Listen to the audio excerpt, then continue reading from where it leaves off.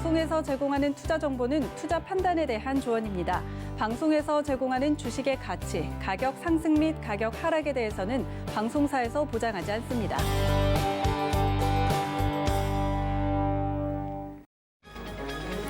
삼성전자 차기 전략 스마트폰 갤럭시 S21 시리즈가 이달 14일 공개됩니다. 이번 갤럭시 S21 시리즈는 이전과는 다른 카메라 모듈 디자인이 적용될 것으로 보이며 행사는 삼성전자 뉴스룸과 공식 홈페이지 등에서 생중계될 예정입니다.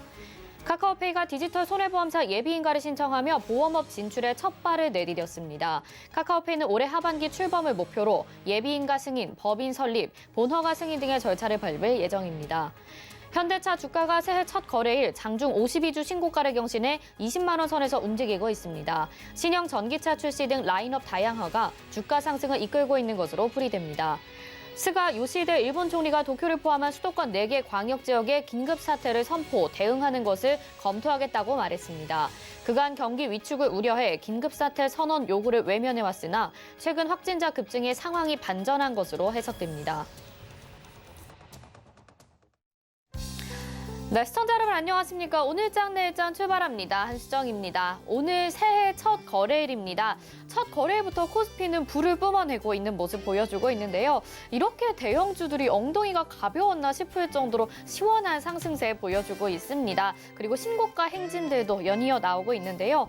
코스닥은 코스피만큼은 아니지만 그래도 상승 종목이 하락 종목 수보다 많은 만큼 중소형주들이 따라가주고 있다는 모습 확인하실 수가 있습니다.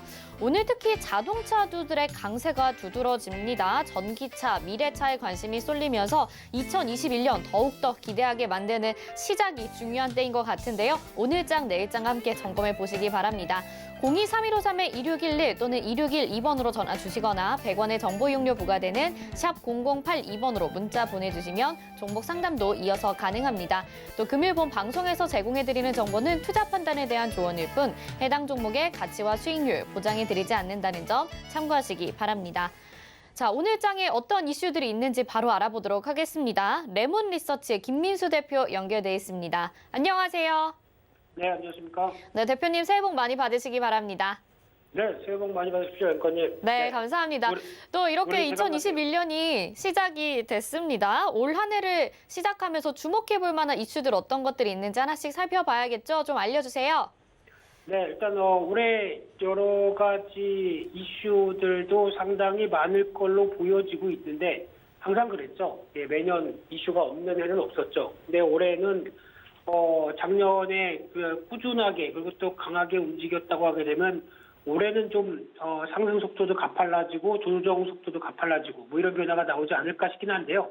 그게 뭐가 중요하겠습니까? 일단 이번 주부터 보겠습니다.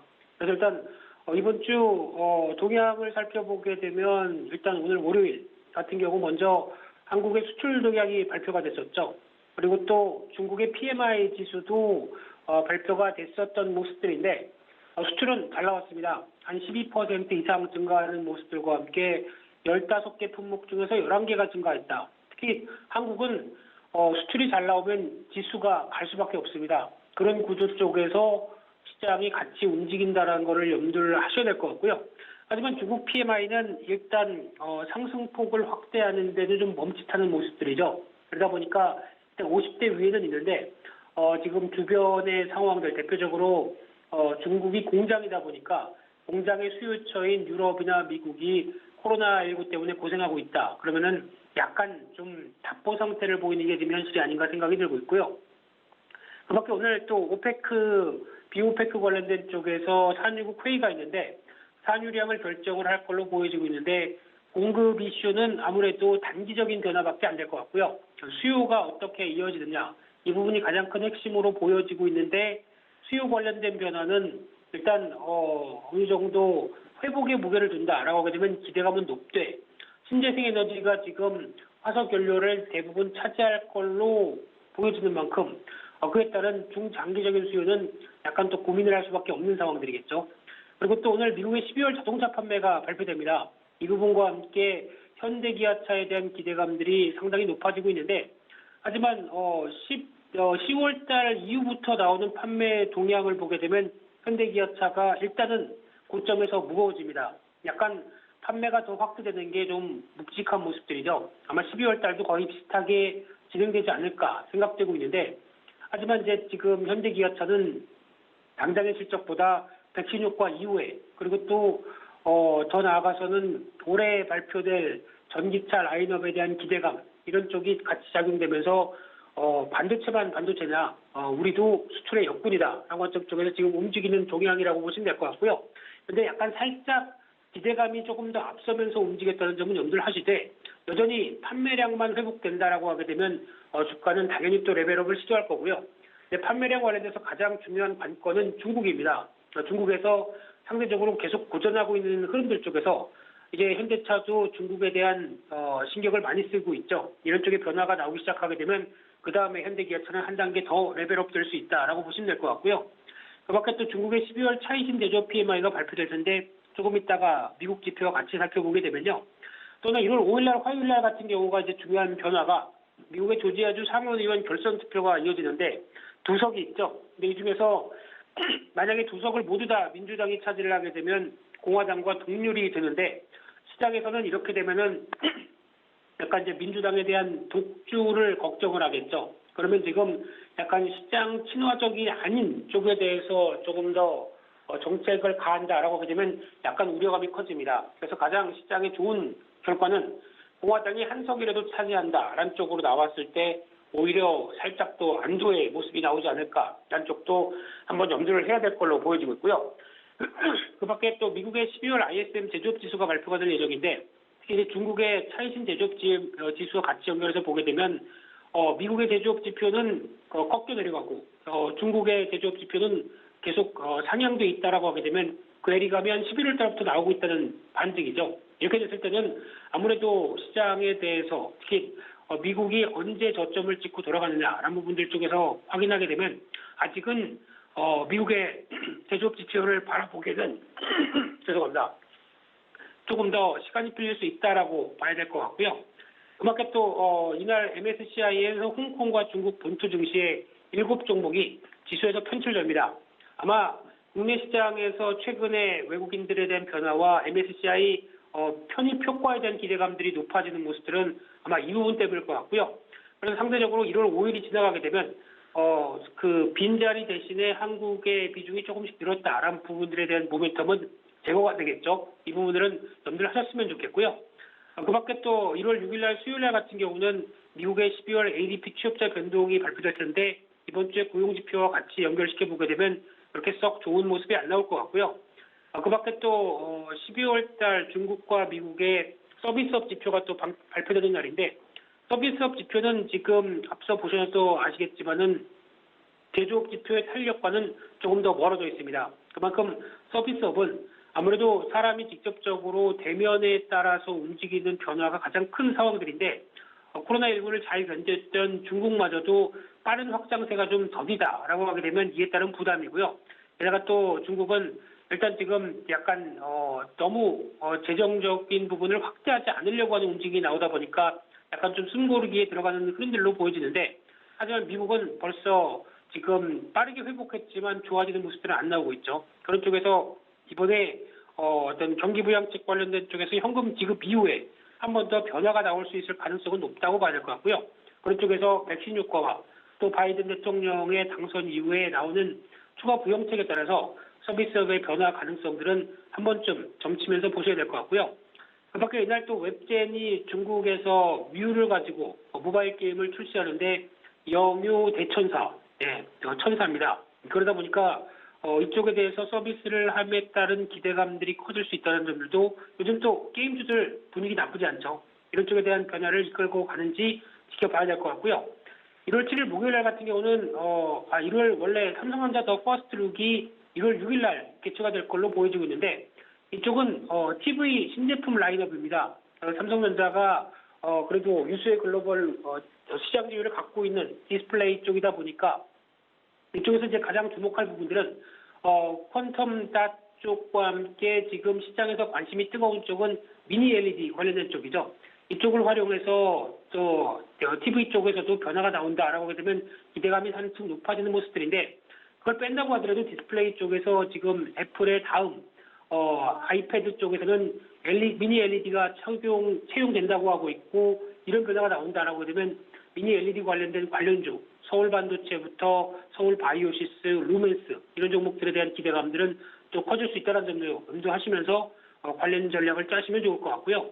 그밖에 이날 미국의 마이크론 테크놀로지가 실적 발표합니다. 당연히 기대감은 높은 상황들인데 하지만 지금 최근에 삼성전자와 SK하이닉스 주가 흐름들이 약간 이제 올라온 다음에 살짝 조정이 나오고 오히려 마이크론 테크놀로지에 대한 변화가 조금 더 긍정적으로 나온다라고 하게 되면 주가도 영향을 받겠죠. 이럴 가능성이 높은 목요일 날 지표들 체크해야 될 것 같고요. 그밖에 또 이날 미국과 중국의 무역 수지가 발표가 될 예정인데 이 지표를 보게 되면 상대적으로 좀 불안감이 앞섭니다. 특히 중국의 무역 수지는 계속 확장돼서 흑자 행진을 계속 이어가고 있고 미국은 계속 적자폭을 키워가고 있고 그러다 보니까 당연히 중국의 위안화는 강세를 보이고 있고요. 달러화는 약세를 보인다는 논리도 맞다고 보여지고 있는데 하지만 이 지표를 바라보는 입장 쪽에서 그동안 트럼프 대통령이 해왔던 업적 중에 하나가 일단 이런 격차를 무역 수지를 줄이기 위한 여러 가지 노력을 해왔는데 어떤 정권이 중반 이후로 넘어가기 시작하다 보니까 오히려 지금은 공백기 쪽에서 좀 빠른 변화가 나온다라고 하게 되면 일단 이 지표를 바이든 행정부가 어떻게 해석하느냐 이 부분이 가장 큰 관건이라고 봐야 되겠죠. 근데 이를 어떤 또 하나의 지표로 삼아서 1월 21일이죠. 바이든 행정부 취임 이후에 이런 지표를 또 본 다음엔 당연히 중국에 대한 공세에 압박을 가한다라고 하게 되면 시장에는 또 다른 불안감으로 나올 수가 있습니다. 그렇기 때문에 이번 지표도 또다시 이런 격차가 확대되는 쪽으로 나온다라고 하게 되면 우려감은 조금 더 커질 수 있다라는 쪽에서 무역 수지의 동향들 지켜봐야 될 것 같고요. 그밖에 1월 8일 날 금요일 날 같은 경우는 12월 고용 동향 보고서가 발표됩니다. 미국 쪽의 지표인데 일단 여기서 중요한 부분들은 실업률은 이제 그냥 떨어지는데 한계가 좀 있을 것 같습니다. 그래서 여기서 더 가파르게 하락하지는 못할 걸로 보여지고 있는 가운데 더 중요한 게 장기 실업률이죠. 이 장기 실업률이 지금 급증한 상황 쪽에서 일단 실업의 상태에서 오래 이어진다는 부분들이 이를 해소를 해야 어느 정도 미국의 어떤 실업률 전반적인 흐름들을 떨어뜨릴 수 있는 계기가 될 거고요. 이게 어떤 식으로 작용을 하느냐라는 부분들 쪽에서 물론 이제 현금 지급도 어느 정도 효력은 있겠지만은 중요한 부분들은 경기 부양책을 통해서 일자리를 계속 창출하는 게 중요합니다. 그러면은 다시 한번 바이든 행정부의 어떤 재정 정책과 경기 부양책에 대해서 눈길이 갈 수밖에 없는데 이게 효과적으로 작용을 해야 이 부분이 가파르게 떨어질 수 있다는 점도 염두를 하시면서 장기 실업률에 대한 변화가 확인돼야 의미 있는 미국의 실업률에 대한 변화가 나올 수 있다는 점도 염두하셨으면 좋겠고요.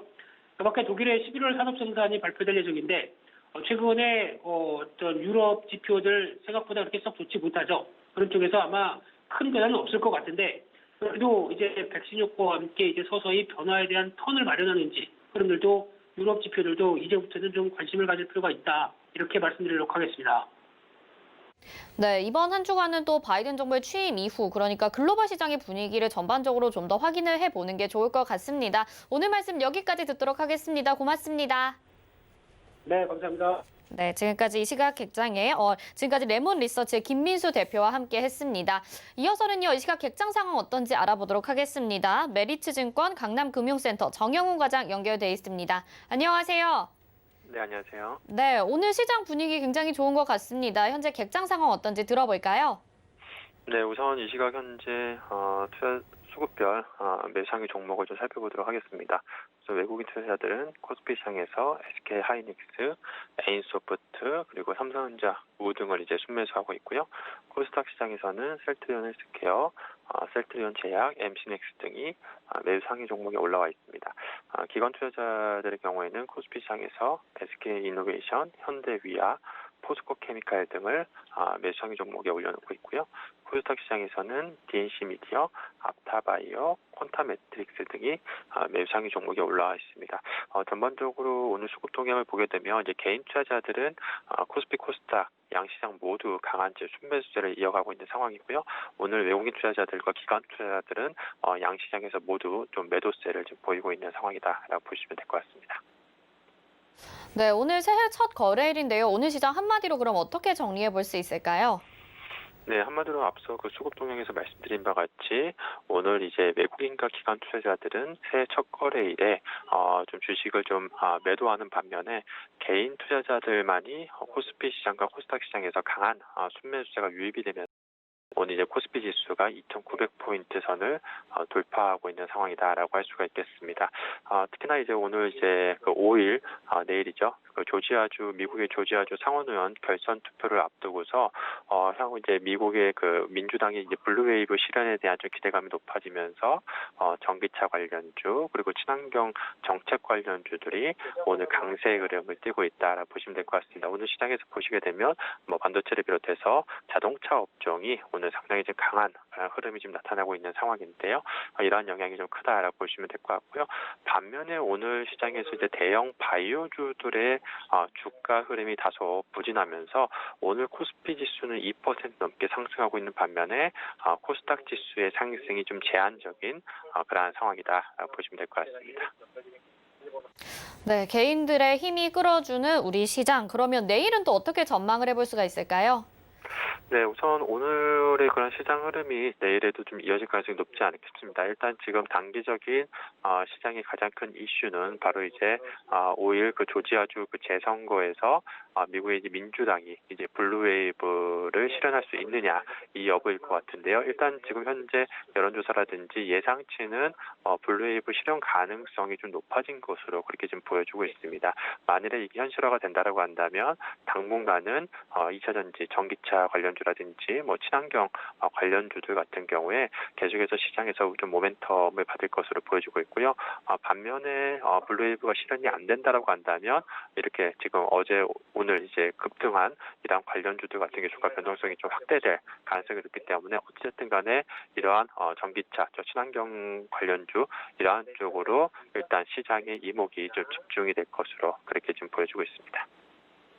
네, 어쨌거나 친환경 관련주 좀 더 유심히 보라고 말씀을 해주셨네요. 오늘 말씀 여기까지 듣도록 하겠습니다. 고맙습니다.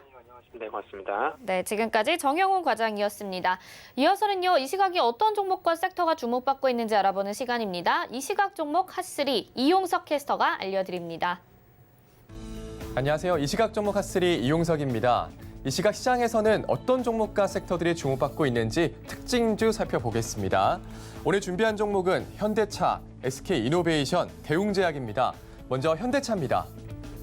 네, 현대차 현재 7.81% 상승한 20만 7천 원에 거래되고 있습니다. 현대차가 52주 신고가 경신했습니다. 외국인의 매수세에 힘입어서 21만 원 선도 터치를 했는데요. 외국인은 지난달 16일부터 현대차의 순매수 기조를 이어오고 있는 상황입니다. 올해 전기차 시장이 본격 확대될 거라는 기대감에 현대차를 집중 매수하는 것으로 보이는데요. 현대차는 전기차 전용 플랫폼인 eGMP 기반의 첫 신차 아이오닉5 출시를 앞두면서 관련주들 현대위아와 현대모비스도 함께 가파른 상승세 나타냅니다. 현대차는 지난해 12월 전기차와 자율주행, 도심항공 모빌리티 등 핵심 미래사업 전략과 혁신적 모빌리티 솔루션 제공을 위한 새로운 2025 전략을 발표한 바 있습니다. 현대차 살펴봤고요. 다음은 SK이노베이션입니다. 네, SK이노베이션 현재 20.53% 상승한 22만 9천 원에 거래되고 있습니다. SK이노베이션 장 초반부터 상승세를 이어가고 있는데요. 정유주에서 배터리주로 재조명 받으면서 52주 신고가도 경신을 했습니다. 김준 SK이노베이션 총괄 사장이 신년사에서 지속 가능한 성장에 더 이상 지체할 시간이 없다면서 전면적이고 총체적인 변화로 뉴 SK이노베이션을 만들겠다고 밝히기로 했습니다. 이를 위한 3대 핵심 전략 방향으로 친환경 중심 미래성장 가속화와 석유화학 사업 혁신 성과 창출, 위기 정면 돌파 문화 구축 등을 제시를 했습니다. 총체적 변화를 추구한다는 SK이노베이션, 앞으로의 향방 기대해 봐야겠습니다. SK이노베이션 살펴봤고요. 마지막은 대웅제약입니다. 네, 대웅제약 현재 4.24% 상승한 17만 2천 원에 거래되고 있습니다. 오늘 제약바이오 섹터는 대부분 좀 하락세를 보였었는데요. 대웅제약은 코로나19 치료제의 임상 3상 시험 계획을 승인받으면서 오늘 가파른 상승세 나타냈습니다. 중증 환자 대상 임상 3상 시험 계획을 승인받았다고 공시를 했는데요. 대웅제약은 식품의약품안전처로부터 국립중앙의료원 등 약 70여 개의 병원에서 코로나19 중증 환자 1,000명에게 호이스타정과 렘데시비르를 함께 투여하는 방식으로 호이스타정의 효과와 안정성을 평가하는 임상 3상을 승인받았다고 공시를 했습니다. 이 호이스타정은요, 대웅제약의 만성 췌장염 치료제입니다. 또 오늘 신년사에서 코로나19로 인한 전례 없는 위기를 돌파하기 위해서 전사적 역량을 집중시킬 것이라고 밝히기도 했습니다. 임상 3상 승인 소식에 상승하는 대웅제약까지 살펴봤습니다. 지금까지 이 시각 종목 핫3였습니다.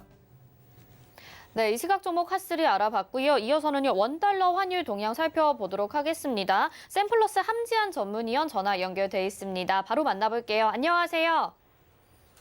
네, 안녕하십니까. 네, 오늘 새해 첫 거래일인데 시장이 잘 가주는 반면에 달러 약세가 계속되고 있습니다. 현재 환율 동향 좀 살펴볼까요? 네, 우선 오늘 원달러 환율 같은 경우에는요, 일단 장중 하락폭을 조금 확대를 하면서 1,080원 선까지 지금 낮아진 모습이고요. 지금 현재 1,081원대에 지금 거래가 되고 있습니다.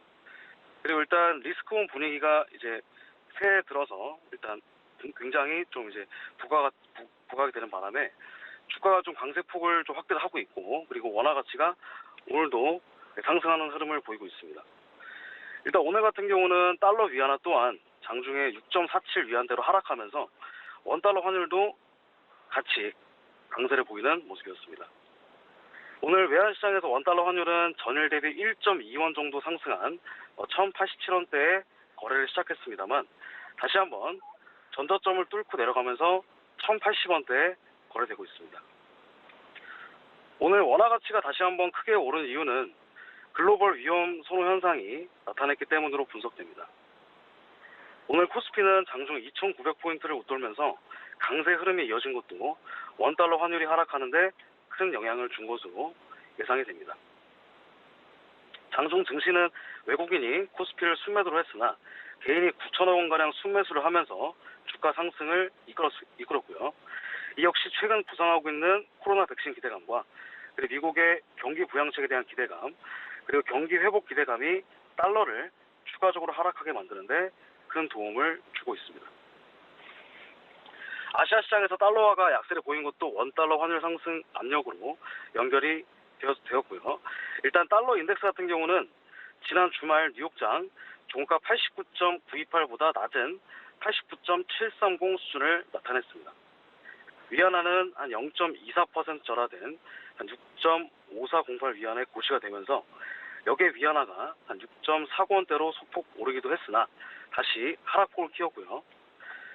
여기에 위안화 같은 경우는 현재 6.48 위안대에서 움직이면서 강세 흐름을 나타내고 있습니다. 시장은 이제 2021년 새해에도 미국의 대규모 부양 정책으로 인해서 달러화 약세는 계속될 것으로 일단 전망을 하고 있습니다. 특히 조지아주 상원 결선 투표 결과를 주목하고 있습니다. 조지아주 상원 2석을 민주당이 가져가게 될 경우에는 상원까지 장악한 바이든 정부가 대규모 경기 부양에 나서기가 더욱더 쉬워지기 때문인데요. 이럴 경우에는 대외적으로 달러화 약세 전망은 커질 전망입니다. 하지만 2석 모두 민주당이 가져가지 않고 각각 민주당 1석, 공화당 1석이 가져간다면 대규모 경기 부양에 대한 심리가 조금은 사그라들면서 달러화는 크게 약세를 보이게 되지는 않을 것으로 보입니다. 내외적으로는 연휴 중에 발표된 지난달 수출이 전년 동기 대비 12.6% 증가하면서 12월 기준 사상 최대 수출액을 기록한 점이 원화 강세를 이끌었던 것으로 보이고요.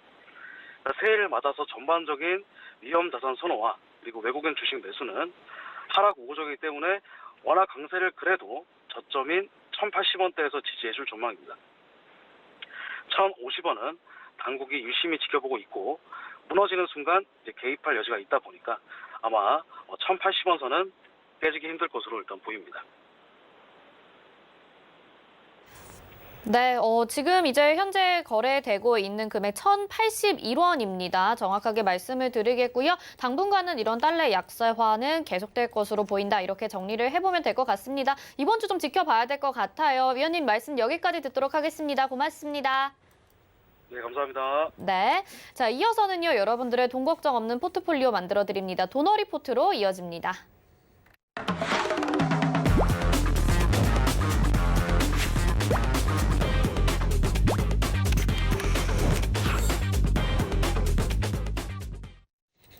네, 도너리포트 시간입니다. 오늘도 샘플러스 이주연 전문위원과 함께합니다. 어서 오세요. 네, 안녕하세요. 네, 연휴 잘 보내셨나요? 네, 정말 꿀 같은 연휴 잘 보낸 것 같습니다. 네, 새해 복 많이 받으시기 바랍니다. 네, 새해 복 많이 받으세요. 네, 앞으로도 저희 잘 부탁드리고요. 운영 원칙 먼저 만나보도록 하겠습니다. 네, 도너리포트 운영 원칙입니다. 일주일에 2종목만 공개 변경합니다. 종목 공개 요일은 매주 월요일 오늘이고 또 게릴라성으로 한 요일에 공개가 되죠. 종목 공개 시에는 방송에서 2종목을 먼저 소개를 해드립니다. 그중에서 편입될 종목은 방송 후 3시에 서울경제TV 오늘장 내일장 노란톡방에서 공개해드립니다. 노란톡 검색창에 서울경제TV 오늘장 내일장 이렇게 검색하시고 입장하시면 받아보실 수 있습니다. 네, 도너리포트 현재까지의 누적 수익률 확인해 보시죠. 네, 총 누적 수익률은 283.2% 기록하고 있습니다. 유비케어 9.2%부터 동아화성 12.5%까지 기록했습니다. 다음 보시면 국제약품 10%, 그리고 프로텍이 14% 기록을 했었고요. 모두 목표가 달성하고 나온 종목들 확인하실 수 있습니다. 다음은 첼시스 11.3%, 유니온이 17%, 레몬이 18.1%나 기록하면서 목표가 달성하고 나온 종목들이고요. 동일고무벨트가 12.4%, KC가 12.8%, 써니전자 2번 접근했었는데 13.4%와 15% 각각 기록을 했었죠. 다음 보시면 다음도 모두 목표가 달성하거나 포트에서 제외됐습니다. 현재 포트 5가지밖에 안 담기기 때문에 SMAC 9.2%, IA 15% 기록하고 수익을 내줬었고요. 다음은 영화금속이 22.7% 기록했고 비덴트 10%, MS오토텍 15%의 수익률 보여줬습니다. 비교적 최근의 종목들이죠. 아이큐어가 15.1%, KCTC 2.2%로 포트 제외되고요. 한농화성도 10% 가까이 수익을 내고 나와줬습니다. 한 번 더 접근했었던 써니전자 10% 가까운 수익률 다시 한번 보여줬고요. NEW가 12%, 삼화알미늄이 46.6% 기록하면서 효자 종목이 되었습니다. 현재 포트 보겠습니다. 현재 총 4종목 담겨 있습니다. 벽산이 4.7%, 로보스타 5%, 인선 ENT 4.5% 수익 내고 있고요. 메디포스트가 좀 부진한 모습 보여주고 있네요. 네, 이렇게 4개 중에서 3개의 종목이 현재 지금 좋은 흐름 보여주고 있습니다. 또 이대로 가면요, 금방 여러분들 좋은 수익률 내실 것 같은데요. 자, 지금 속보 들어온 거 잠시 멘트 좀 도와드리겠습니다. 식약처에서 아스트라제네카 코로나19 백신의 허가 심사에 착수했다라는 소식 지금 속보로 들어와 있습니다. 이 점 참고하시기 바라겠고요. 저희 도너리포트에 담긴 종목들 하나씩 AS 받아봐야겠죠. 위원님 한 종목씩 살펴볼까요? 네, 지금 벽산부터 한번 보도록 하겠습니다. 자, 벽산 지금 종가 기준으로는 지난번에 마지막 날이었죠. 2,500원이 종가가 될 가능성이 좀 높다라고 말씀드렸는데 2,505원에 종가를 마무리하면서 종가 기준으로는 8월에 고점을 넘어선 그런 모습을 보여줬는데요. 오늘 시가부터 약간 하락 출발해서 눌리는 흐름을 보여주고 있습니다. 보시는 것처럼 거래량이 지금 거의 바닥권으로 이렇게 내려온 상황이고요. 하루 이틀 정도 눌림이 더 만들어질 가능성은 높다라는 생각은 드는데 내일부터라도 바로 시가 상승 출발해서 올라갈 가능성 상당히 높습니다. 현재 홍정욱 관련주들 계속 말씀드리고 있지만 KNN이라든지 그리고 고려산업이라든지 지금 보면 흐름들이 다 괜찮은 흐름이에요. 우상향 흐름이고 추세 전환을 해놓은 상태에서 지금 조정이 좀 나오는 부분이기 때문에 전고점 2,700원 부근을 돌파하는 것은 시간 문제다 이렇게 생각이 되는 부분이고요. 여전히 오늘 단기적으로 수익권이긴 하지만 매수하실 분들은 음봉이 나올 때 오늘같이 조정이 나올 때 분할로 매수를 잡아 들어가신다 생각을 하시고요. 하루 이틀 조정 정도 생각해 보시고 저점 매수를 공략을 해 보신다면 벽산 역시 좋은 결과가 있을 거다 이렇게 예상이 됩니다. 자, 그리고 로보스타입니다. 자, 로보스타 하루 만에 바로 수익 목표가 달성을 하고 나올 수 있었는데 제가 조금 욕심을 부렸어요. 2만 원 위로 조금 욕심을 부려서 목표가 저희 2만 1,000원대 있죠. 요것도 역시나 시간 문제이지 않을까라는 생각이 들고 오늘 고점 부근이 분봉으로 보게 되면 저항이 있었던 가격대 부근이라서 조정이 이제 나올 수도 있다라고 생각은 들지만요. 조정 나오더라도 굉장히 짧은 폭의 조정일 거다라는 생각이 들고 상승 흐름은 이어질 가능성이 상당히 높은 만큼 로봇 테마들 여러분들 계속 지속적으로 좀 관심 있게 바닥권에서 이제 출발하는 신생 테마이기 때문에 관심 있게 보시면 좋겠다 이렇게 생각이 듭니다. 그래서 내일쯤 음봉으로 오늘 5일선 위로 안착을 했기 때문에 음봉으로 살짝 조정이 나오는 그런 그림이 내일 나올 수도 있겠는데요. 그런 흐름이 나온다. 그렇다면 여러분들 매수 관점으로 접근을 해보신다면 괜찮지 않겠나 이렇게 생각이 들고요. 오늘 뭐 분봉상의 흐름도 썩 나쁘지 않습니다. 전고점 돌파를 못하고 지금 부근에서 조정이 오늘 살짝 나와주고 박스권 흐름이 이어지고 있는 그런 모습인데 제 생각 내일쯤 해서 내일이나 한 2거래일 안으로 한번 움직임이 로봇 관련 섹터도 나오지 않겠나 하는 생각이 듭니다. 그런 관점으로 한번 지켜보시고요. 인선 이엔트입니다. 써니전자와 함께 이제 소개를 해드렸던 종목인데 써니전자가 당일날 이제 요 시간대죠 이야기 드리고 너무 많이 올라 버려가지고 일단 인선 ENT도 뭐 두 종목 다 제가 생각할 때는 괜찮게 오를 수 있다라 생각 드니까 가져오는 건데 인선 ENT를 이제 포트폴리오에 넣었는데 오늘 갭 상승 출발하면서 좋은 흐름을 보이고 있어요. 말씀드렸다시피 인선 ENT 이제 폐기물 관련주인데 중국에서의 이제 고체 폐기물 전면 수입 금지로 인해서 폐기물 처리에 대한 양이 늘어날 거고 그런 관점에서 매출이라든지 이익 부분도 증가할 가능성이 상당히 높아졌다라고 보시면 좋을 것 같고요. 국내에서 유일하게 폐기물 처리를 처음부터 끝까지 다 하는 그런 업체이기 때문에 그런 부분에서 경쟁력이 좀 있다 이렇게 보시면 좋을 것 같습니다. 실적 뭐 계속 좋아지고 있고요. 지금 시장도 계속 상승 흐름 이어가고 있기 때문에 뭐 좋은 종목들 앞으로 실적이 상당히 좋아질 종목들 같은 경우는 뭐 조금 느리게 가더라도 상승하는 흐름이 이어질 가능성 높다라고 생각하시고 보시면 좋을 것 같고요. 지금 현재 분봉상에서 보시면 최근에 박스권 흐름을 좀 이어가다가 오늘 갭 상승을 했습니다. 물론 여기서 지금 바로 시원하게 이렇게 주가 치고 올라가는 그런 흐름은 못 보여주고 있는 상황이긴 한데요. 전고점인 12,000원 부근까지 상승하는 흐름 이어져 갈 것 같으니까 참고하시고 보시면 좋을 것 같습니다. 자, 그리고 지금 뭐 도노리 포트에서 뭐 가장 여러분들이 고민이시라면 고민일 수 있는 종목이 바로 메디포스트일 텐데요. 수익권 갔다가 좀 목표가를 상당히 좀 크게 잡았었어요. 5만 원 정도까지 이렇게 봤던 종목인데 이제 소개드리고 다음날 바로 한 12% 정도 시세 나왔다. 지금 조정이 나왔어요. 그래서 보니까 이 종목 현재 마이너스인 분들도 많고 어떻게 해야 되냐 물어보시는데 급락 나왔을 때 바닥권에서 제가 채팅방에서 여러분들께 매수하셔야 된다라고 계속 말씀드렸고 이 부분 지속적으로 도노리포트에서 지금처럼 AS를 해드리고 있는 상황이기 때문에 뭐 하나도 걱정하실 필요 없습니다. 기업적인 부분도 전혀 걱정하실 필요가 하나도 없는 기업이기 때문에 낙폭 과대로 여러분들 저점 매수 기회로 활용을 하셔서 매수를 하시는 관점으로 가시면 좋을 것 같습니다. 도노리포트에 이제 뭐 추가 매수를 한다든지 이런 부분이 있어서 평단을 낮출 수 있다면 저는 이제 추가 매수를 한다라고 했을 텐데 그런 부분이 없는 점이 조금 아쉽지만 그래도 목표가까지는 괜찮은 흐름이 계속 이어질 가능성 높다고 생각되니까 참고하시고 보시면 좋을 것 같습니다. 네, 이렇게 네 종목 살펴봤습니다. 메디포스트도 저점에서 계속 매수하자 이렇게 말씀해 주셨고요. 나머지 종목들도 시세 분출 기다리고 있습니다. 더 궁금하신 분들은 서울경제TV 오늘장 내일장 노란톡방 들어오셔서 정보 받아보실 수 있습니다.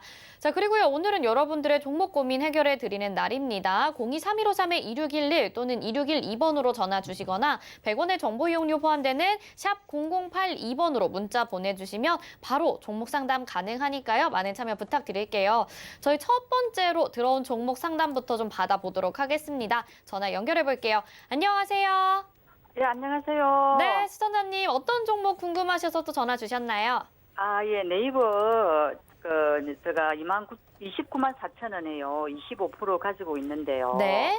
너무 잘 안 가고 하기 때문에 이거를 지금 뭐 매도하고 바꾸는 게 좋을지 아니면 좀 갖고 있으면 한 30만 원 정도는 갈 수 있을지 한번 물어보고 싶어가지고요. 네, 알겠습니다. 네이버 문의 주셨고요. 또 시청자님이 이주연 의원님한테 꼭 상담 받고 싶다고 하셨대요. 상담 좀 네. 도와주세요. 네, 안녕하세요. 예, 안녕하세요. 수고 많으십니다. 네, 반갑습니다. 새해 복 많이 받으시고요. 예, 감사합니다. 네, 지금 거의 약손실권이시네요. 오늘 뭐 약간 본전까지 오셨고요. 그죠? 예, 예. 일단 전체적인 흐름은 이제 바닥을 잘 다지고 방향을 위로 이렇게 돌리려고 하는 그런 흐름이에요. 지금 차트상으로는. 네. 그런데 이제 뭐 아시겠지만 기술주들이 워낙에 큰 폭으로 이제 상승을 해왔기 때문에 올해 네. 이제 작년 한 해 동안 뭐 거의 한 4개월 동안에 거의 2배 가까이 이제 올랐습니다. 그리고 이제 네. 뭐 카카오뱅크라든지 이런 부분 IPO들에 대한 기대감도 있는 부분들이 있고요. 이제 왜 카카오뱅크를 말씀드리냐면 네이버하고 카카오하고 지금 주가가 거의 똑같이 움직이고 있어요. 그래서 카카오 보시면 지금 주가가 조금 더 이런 이슈들 때문에 강하게 움직이고 있는 상황인데 네이버가 이제 그런 전체적인 섹터적인 면에서 언택트 관련 섹터들이 강세를 보일 경우에 네이버도 당연히 상승하는 흐름이 이어질 수 있다라는 부분에서 카카오뱅크 IPO 이슈를 말씀드렸던 부분인데요. 네이버가 현재 지금 진행하고 있는 사업들 중에서 네이버 라인이라는 부분이 있어요. 이 부분이 지금 현재 일본에 상장되어 있었는데 상장 폐지를 하고 소프트뱅크와의 이제 합병으로 신생법인을 만들어냈습니다. 그런 부분이 앞으로 이제 이 라인이라는 메신저를 통해서 세계적인 이제 메신저죠. 카카오는 이제 국내 한정돼 있지만 네이버 라인 같은 경우는 이제 전 세계에서 많은 사람들이 사용하고 있는데 그런 부분에서의 이제 수익을 창출해낼 수 있는 그런 흐름들이 좀 이어질 가능성이 높다라는 생각이 들고요. 현재 네이버는 보시면 주가가 이렇게 한 차례 밀려왔는데 저점 구간을 지금 내리다가 올리기 시작을 했어요. 그래서 전체적으로 추세 흐름이 많이 상승을 했는데 조정은 크게 받지 않았습니다. 대신에 기간 조정을 조금 길게 이렇게 끌고 가는 흐름이 보여지고 있기 때문에 이번에 앞전에 만들어 놓은 이 저점 구간을 이탈하지 않는다면 저는 네이버 같은 경우는 이런 식으로 이제 추세 전환이 이루어진다라고 보고 있거든요.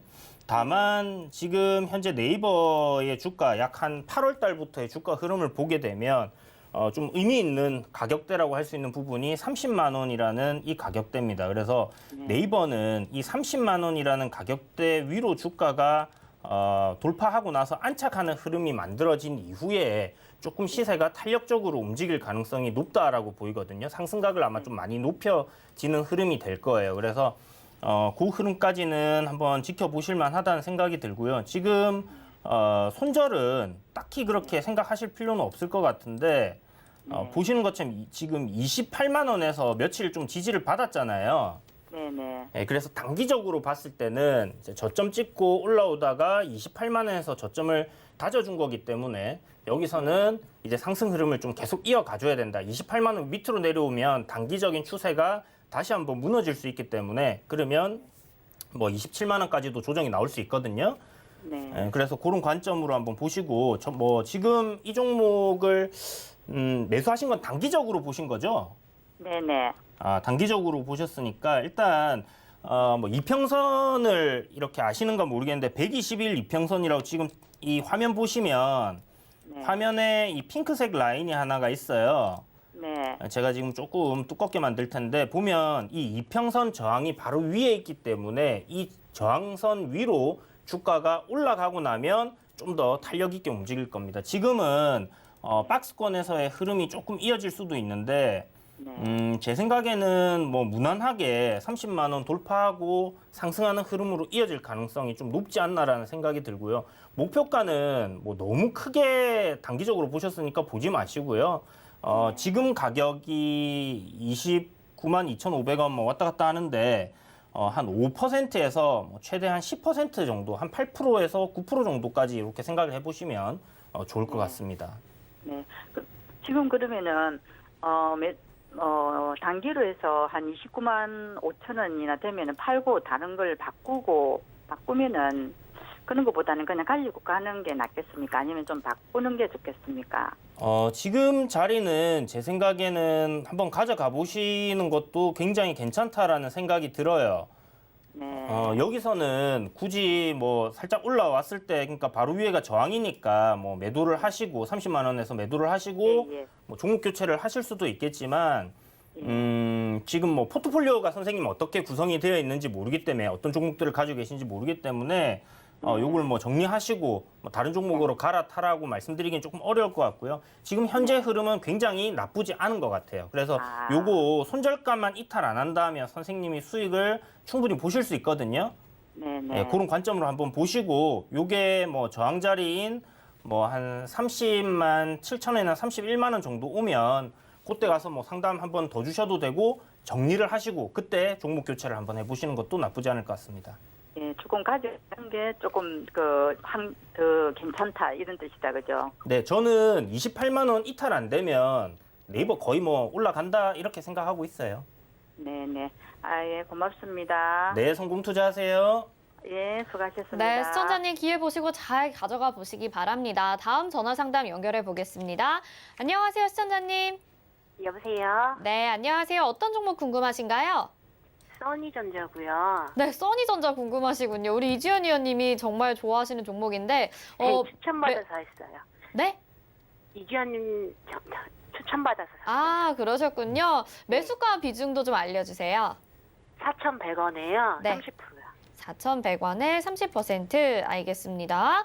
일단 수익 축하드리고요. 이지연 위원님 전화 좀 받아주세요. 네, 안녕하세요. 예, 안녕하세요. 감사합니다. 네, 저점에서 분할 매수를 굉장히 잘하신 것 같습니다. 평단이 아주 좋네요. 예, 감사합니다. 언제 오늘요. 매수를 하셨어요? 저번에 추천해 주실 때 저가로 가면은 무조건 잡으라 그래서 계속 잡은 거거든요. 네, 축하드립니다. 예, 근데 저번에 봤을 때 5,500원이 되면은 1차 매도가라 그래서 오늘 기다렸는데 놓쳤어요, 제가. 네. 근데 이걸 어떻게 해야 되나 해서 지금 팔아야 되나 더 기다려도 되나. 선생님 평단이 굉장히 낮으시잖아요. 네. 지금 뭐 최근 저점 구간 부근에서 매수를 하셨기 때문에 뭐 크게 걱정하실 필요는 없고요. 지금은 제 생각에 뭐 오늘 고점이 뭐 단기적인 고점이 될 수도 있겠지만 제 생각에 뭐 추가적인 상승 흐름이 좀 더 이어질 가능성이 높다라는 생각이 들고요. 한 5,000원 부근까지는 아마 안 내려올 거예요. 5,000원 부근까지, 그러니까 5,000원은 깨지는 않을 거고 5,000원 부근까지는 조정이 나올 수가 있는데 제 생각에는 그 정도 조정 나오면 다시 매수 관점이라 생각하거든요. 단기적으로. 네. 그래서 지금은 뭐 정리하지 마시고요. 한번 익절가를 좀 갖고 가보시는 게 좋을 것 같아요. 그러니까 5,000원이라는 가격을 뭐 물론 뭐 조정이 더 내려오면 수익이 조금 깎이는 부분은 있지만 추세가 완전히 꺾이는 시점까지는 한번 그냥 딱 버티는 그런 흐름이 그런 이제 인내심이 좀 필요하거든요. 저점에서 잡았을 때는. 네. 네, 그래서 지금 현재 보시면 이 5,500원대는 전고점 저항이 있던 부분이고요. 이 저항 자리를 돌파하게 되면 이제 올라간다라고 생각하는 분들이 많으실 거예요. 저항 자리이기 때문에. 그래서 뭐 써니전자 같은 경우는 연말에 이제 제가 예상했던 대로 뭐 지지율 관련된 이슈가 나왔고 안철수 뭐 당대표가 지금 단일화에 성공을 해서 단독 후보로 야권에서 나온다 하면 지지율이 뭐 1위다 이런 얘기가 나오면서 오늘 갭으로 상승했단 말이에요. 이 부분은 앞으로도 이슈화가 계속될 가능성이 좀 높다라는 생각이 듭니다. 결국은 단일화를 하지 않고는 야권이 서울시장 자리를 뺏길 수밖에 없다라는 의미인데 지금 안철수 의원보다 경쟁력이 있는 사람은 딱히 보이지 않고 있어요. 그리고 뭐 주별로 이렇게 나오는 여론조사라든지 3월에 이제 4월 7일 날 이제 보궐선거가 있기 때문에 뭐 2월이나 3월쯤 해서 전당대회를 열어서 어떤 후보를 이제 대표로 서울시장 후보로서 이렇게 대표로 낼 건지에 대한 그런 이야기들이 나올 거고 그런 부분들이 계속해서 상승 모멘텀으로 작용할 가능성이 높습니다. 그래서 지금은 단기적으로 조정이 조금 나오더라도 다시 상승할 가능성이 상당히 높다라고 생각을 하시면 좋을 것 같고요. 선생님께서는 지금 4,100원이면 평단 굉장히 이제 잘 잡으신 거고 지금 N자 상승의 단기 목표치는 어떻게 보면 이제 뭐 도달했다라고 이렇게 볼 수 있습니다. 그런데 저는 이걸로 끝날 거라고 생각이 들지 않고요. 충분히 주가가 6,000원 돌파하는 흐름이 만들어질 가능성 상당히 높다라고 생각이 들기 때문에 팔지 마시고 그냥 한번 쭉 보유해 보시는 게 어떨까라는 생각이 들고요. 네. 그리고 뭐 요 종목 한 6,000원 정도 오면 절반 정도 정리한다 생각을 해두시고 그쯤에서 다시 한번 상담 전화 주세요. 아, 6,000원쯤에요? 네네. 알겠습니다. 감사합니다. 정말로. 네, 선생님 성공 투자하시고요.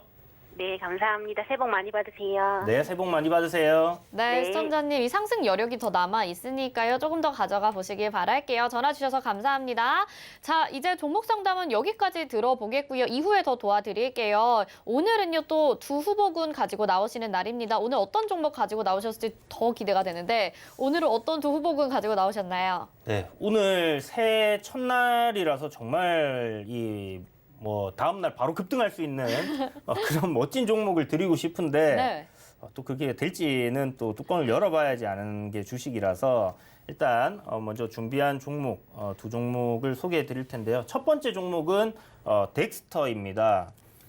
덱스터는 지난번에 뭐 이렇게 그 한번 대강연회 할 때 제가 그 컨텐츠 관련 주들을 좀 유심히 보시라고 말씀을 드렸잖아요. 그리고 앞전에 이제 NEW 도너 리포트에 포함시켰을 때도 컨텐츠 관련 주들이 좋다라고 계속 말씀을 드렸었어요. 지금 바닥권에서 상승을 하고 있는 섹터 그리고 후발주들도 따라서 움직이고 있는 섹터들이 정배열 초입에 있는 섹터들이 이쪽 컨텐츠 관련 섹터다라고 볼 수 있는데요. 그 중에서 뭐 큰 회사들 스튜디오 드래곤이라든지 제이 콘텐츠라든지 다 좋은데 저는 이제 덱스터라는 종목에 좀 주목을 하고 있습니다. 이유는 보시면 코로나19가 문제가 되면서 주가가 올해 들어서 굉장히 큰 폭으로 빠졌습니다. 뭐 이 거의 뭐 모든 종목들이 다 이러한 그림이고 차트인데 주가가 많이 빠졌는데 그러면 코로나 이전의 가격대로 회복을 했냐 하면 아직 회복을 못했어요. 아직도 바닥권에서 이렇게 기다리고 있는 상황인데 아마 올해 제 생각에는 덱스터도 주가를 좀 회복하는 그런 흐름들이 이어질 가능성이 높다라는 생각이 들고요. 일단 덱스터는 영화 사업 쪽에서 그 시각 특수 효과, 그러니까 뭐 비주얼 이펙트라고 해서 뭐 CG 처리를 하거나 뭐 하는 그런 부분이라고 생각을 하시면 좋을 것 같고, 뭐 대표적인 영화로는 뭐 신과 함께 뭐 이런 영화 여러분들 2편까지 나와서 이제 보셨을 텐데 그런 것들이 있습니다. 그래서 덱스터는 이제 그 자회사 덱스터 픽처를 통해 갖고 영화 사업도 진행하고 있고 뭐 CF 그리고 각종 이제 콘텐츠들을 생산하는 업체다라고 보시면 좋을 것 같고요. 제2의 뭐 NEW처럼 상승하는 흐름이 좀 예상되지 않나라는 생각이 드는데 현재 덱스터의 2대 주주가 CJ ENM입니다. 앞서서 보시면 2019년도 초반에는 덱스터가 이제 CJ ENM과의 그 M&A 관련된 그 썰이라고 해야 되겠죠. 소문이 이제 계속 나오면서 주가가 많이 올라왔고요. 일단 지금 CJ ENM이나 덱스터에서는 M&A에 대해서는 부인을 한 상태인데 아니땐 굴뚝에 연기가 나진 않겠죠. 그래서 그런 이슈도 갑자기 모멘텀으로 작용할 가능성이 상당히 높다라고 보시면 좋을 것 같고요. 바닥권에서 이제 우상향 흐름으로 초입에 있는 그런 종목이다. 그리고 지금 보시면 6,000원대 저항 구간을 돌파하고 있기 때문에 흐름이 괜찮게 이어질 가능성 상당히 높다라고 보이는 종목이라 준비를 했습니다. 자, 그리고 두 번째 종목인 위지트인데요. 위지트 보시면 주가 뭐 엄청나게 화려하게 움직였습니다. 다른 뭐 이슈가 있는 게 아니고요. 이 회사는 원래는 이제 디스플레이랑 뭐 반도체 장비 뭐 이런 쪽으로 사업을 하고 있는 회사인데 부품 생산하고 있는 회사고요. LCD 쪽으로 좀 특화돼 있다 보니까 OLED 쪽은 뭐 상관이 없어요. 그래서 기존의 회사가 하고 있던 사업이나 실적적인 부분들을 보지 마시고 이 종목은 철저하게 이슈와 모멘텀에 의한 트레이딩 관점으로 여러분들이 접근을 하셔야 되는데 지금 자회사가 예전에 이름이 옴니텔이라고 있었습니다. 이름이 T-사이언티픽이라고 바뀌었는데요. 이 회사가 빗썸의 지분을 8% 정도 보유를 하고 있어요. 그래서 가상화폐 관련주들, 최근에 이제 비트코인 주식시장 쉬는 동안에 사람들이 이제 투자할 곳이 없다 보니까 비트코인으로 이제 다 쏠린 것 같은데 가격이 어마어마하게 올랐죠. 이제 3,700만 원이 넘어섰다, 뭐 이런 얘기가 나오고 있는 상황인데요. 위지트가 현재 가상화폐 시장 관련주들 중에서 가장 시세가 강하게 나오고 있는 종목이기 때문에 저는 위지트가 대장주다라고 생각을 하고 있습니다. 물론 빗썸의 지분이 뭐 그렇게 큰 건 아니지만 대장주라는 생각이 들고 그런 관점에서 오늘 뭐 신고가 갱신을 하고 좀 눌리고 있는 상황인데요. 이 조정 끝내고 나면 추가적인 시세 상승이 강하게 나올 가능성 상당히 높다고 생각이 돼서 이렇게 두 종목을 준비를 했습니다. 네, 새해 선물 같은 이렇게 두 후보군 가지고 나오셨는데 하나는 덱스터 그리고 위지트입니다. 이 두 후보군 중에서 진짜 포트에 편입될 종목 한 가지 잠시 후 3시에 20분 정도 남았습니다. 노란톡방에서 공개됩니다. 서울경제TV 오늘장 내일장 검색하시거나 옆에 나가고 있는 QR코드 찍고 입장하셔서 받아보실 수 있으니까요. 이쪽으로 받아보시고 3시에 늦지 않게 확인해 보시도록 하겠습니다. 자, 오늘도 고생해주신 이주연 위원님 여기서 인사드리도록 하겠습니다. 고맙습니다. 네, 감사합니다. 네, 금일 본 방송에서 제공해드린 정보는 투자 판단에 대한 조언입니다. 해당 종목의 가치와 수익률 보장해드리지 않는다는 점 참고하시기 바라겠고요. 잠시 후 마감 임박 60분의 승부에서는요. 이주연 위원님 방금 도와주셨고요. 또 허반석 위원님이 같이 여러분들의 종목 고민 해결해 주십니다. 잠시 후 2부도 많은 기대 바라겠습니다. 오늘장 내일장 저희가 준비한 소식 여기까지입니다. 시청해주신 여러분 고맙습니다.